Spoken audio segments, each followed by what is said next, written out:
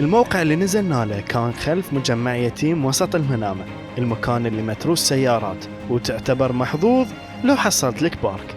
بس في طريقة ثانية، أشخاص استولوا على مكان عام وقاموا ياخذون أجور شهرية ويومية مقابل أن يسمحوا لك توقف في هالمكان ويخصصون لك بارك.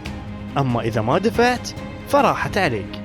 والله 80 ساعات 60 70 80 يخلون أجر من هنا من زمان هنا.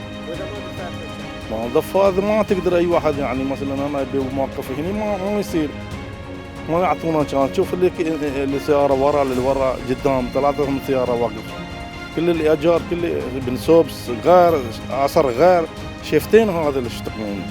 المشكلة الحين اللي عندنا سيارتين اللي بمواقف ما تحصل كل أجر من هني من زمان. مشكلة اللي واحد مرة اللي واقف هني سيارة صديقنا سوى له بنشر 4 طيارات